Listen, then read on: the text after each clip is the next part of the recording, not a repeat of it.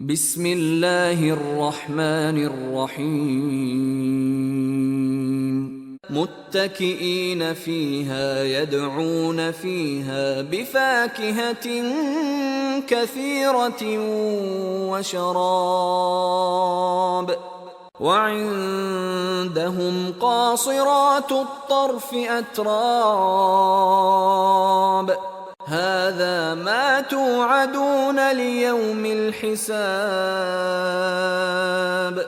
إن هذا لرزقنا ما له من نفاد هذا وإن للطاغين لشر مآب جهنم يصلونها فبئس المهاد هذا فليذوقوه حميم وغساق وآخر من شكله أزواج هذا فوج مقتحم معكم لا مرحبا بهم إنهم صالوا النار قالوا بل أنتم لا مرحبا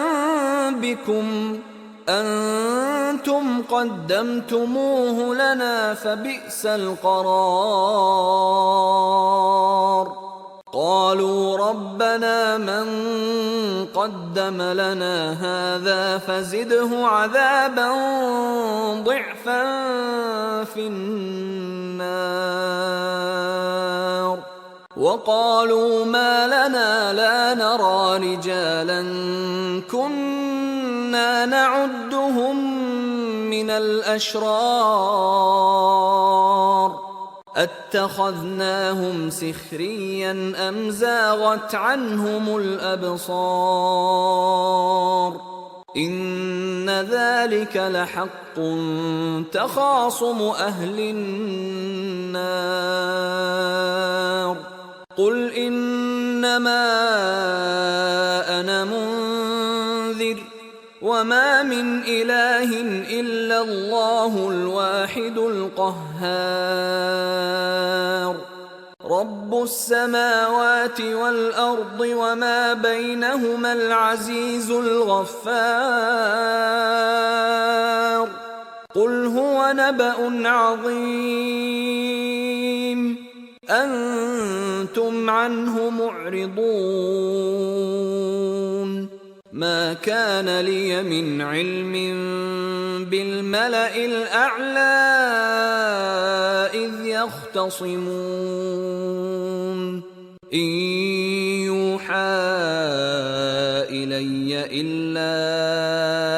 أنما أنا نذير مبين إذ قال ربك للملائكة إني خالق بشرا من طين فإذا سويته ونفخت فيه من روحي فقعوا له ساجدين فسجد الملائكة كلهم أجمعون إلا إبليس استكبر وكان من الكافرين قال يا إبليس ما منعك أن تسجد لما خلقت بيدي